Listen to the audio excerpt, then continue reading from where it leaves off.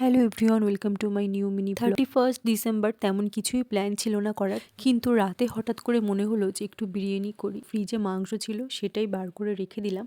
আর তারপর খুব তাড়াতাড়ি করে পেঁয়াজ রসুন সব কিছু কেটে নিলাম। সাধারণত এমন কখনই হয় না যে আমার বিরিয়ানি করতে ইচ্ছে করছে না, কিন্তু সেদিনটায় এমনই হয়েছিল, করতে ইচ্ছে করছিল না কিন্তু তবুও করছিলাম। তাই ম্যারিনেটের ঝামেলায় আর না গিয়ে সব মশলাগুলোকে একবারে পেস্ট করে আমি চিকেনটাকে বসিয়ে দিয়েছিলাম। আর ওদিকে ভেজে নিলাম বেরেস্তা করার জন্য কিছুটা পেঁয়াজ। ওই দিন বিরিয়ানি করার আরেকটা প্রধান কারণ ছিল এই মাংস। এই চিকেনগুলো ছিল স্কিন দেওয়া চিকেন। সাধারণত অন্যান্য সময় চিকেন দিয়ে বিরিয়ানি করলে সেগুলোতে স্কিন থাকে না, কিন্তু স্কিন দেওয়া থাকলে ওই বিরিয়ানিটা খেতে আর অনেক বেশি ভালো লাগে।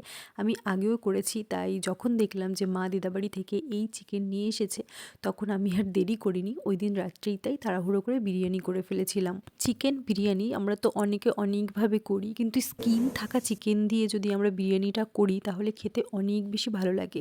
যদি তোমরা কেউ কখনো ট্রাই না করে থাকো তাহলে ওই রকম চিকেন দিয়ে একবারই বিরিয়ানিটা করে দেখতে পারো, খেতে অনেক বেশি ভালো লাগে।